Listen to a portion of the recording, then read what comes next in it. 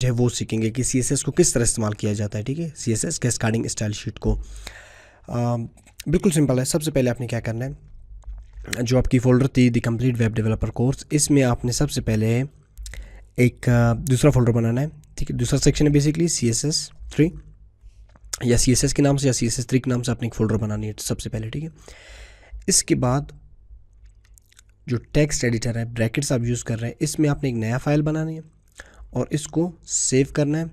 किस नाम से?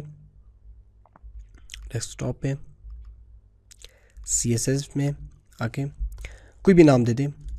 मैं सपोज देता हूँ वेब पेज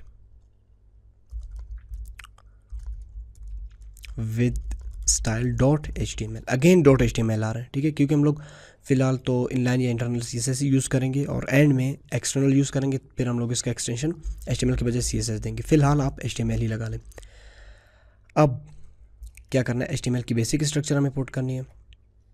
लाइव रिव्यू भी ज़रा लगाते हैं। ठीक है यार, है HTML की बेसिक स्ट्रक्चर क्या थी? HTML open, HTML close, head open, head close, title open और टाइटल क्लोज, CSS। ठीक है, टाइटल बिल्कुल काम कर रहा है, ये आप देख लें। CSS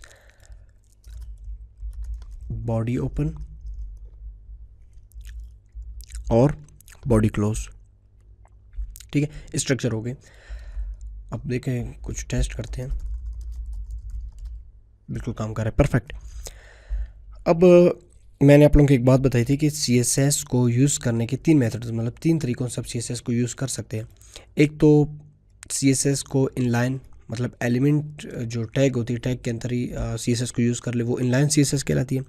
एक हेड सेक्शन में अगर आप CSS की जो कोडिंग होती है उसको यूज़ करते हैं, वो फिर इंटरनल CSS कहलाती है।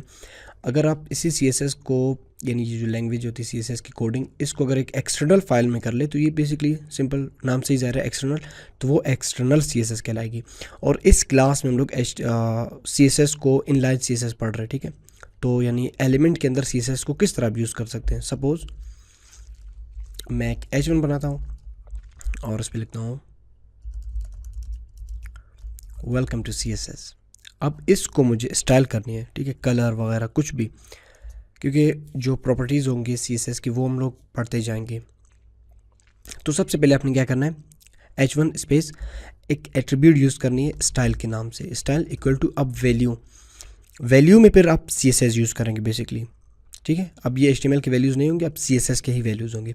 सपोज मुझे इसे कलर देना है तो सिंपल आप क्या करेंगे, कलर कॉलन्स। अब कलर का आपने नाम लिखना है, अब वैल्यू आ रहा है, ये प्रॉपर्टी है। ठीक है, फिर कॉलन्स आएंगे, प्रॉपर्टी के बाद फिर कॉलन्स आते हैं, फिर आपने वैल्यू देनी है। अब नाम से ज़्यादा देख कलर है तो फिर आपने कलर कोड या कलर का नाम देना है। सपोज़ ब्लू में यूज़ करता हूँ, ब्लू, और फिर एंड में सेमी कॉलन, सेव और रिफ़्रेश। अब देखें बिल्कुल सही, ब्लू कलर्स पे काम कर रहे हैं। इसी तरह आप फ़ॉन्ट साइज़ भी ज़्यादा कर सकते हैं। फ़ॉन्ट डैश साइज़ अगर मैं 100% कर लूँ, सेमी कॉलन, सेव, तो क्या मसला क्या आ रहा है कि साइज़ में छोटा आ रहा है। बेसिकली ये जो हेडिंग होती है इसकी वेट, ठीक है, फ़ॉन्ट साइज़ परसेंटेज में भी आप यूज़ कर सकते हैं। ठीक है, यूनिट्स मुख्तलिफ होते हैं। सपोज़ 40%, ठीक है, परसेंटेज में भी यूज़ कर सकते हैं। PX में भी यूज़ कर सकते हैं, सपोज़ 100 PX। ठीक है, और EM में भी यूज़ कर सकते हैं। ये बेसिकली यूनिट्स रहते हैं साइज़ के। ठीक है, तो ज़्यादातर तो हम लोग पिक्सल्स यूज़ करते हैं यहाँ पे साइज़ में। ठीक है, ये बेसिकली इनलाइन CSS होती है। इसी तरह अगर आप ख़ुद भी ट्राई कर लें एक पैराग्राफ को या किसी और एलिमेंट को कलर करने के लिए या CSS इफेक्ट अप्लाई करने के लिए,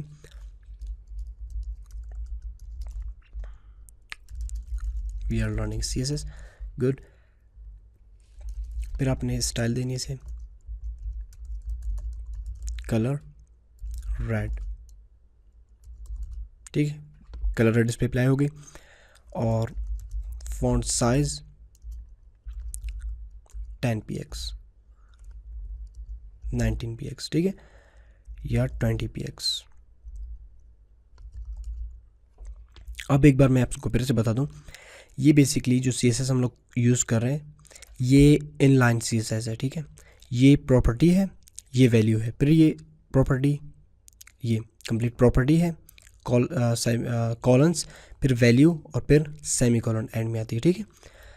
और ये बेसिकली CSS थी, इनलाइन CSS। अगर आपको फिर भी समझ नहीं आया हो, आई होप कि आपको समझ आ गया है CSS को यूज़ करना। अगर फिर भी समझ ना आया हो तो नेक्स्ट क्लास में हम लोग CSS को इंटरनल CSS पढ़ने जा रहे हैं, तो उसमें शायद आपको कवर हो जाए, ठीक है।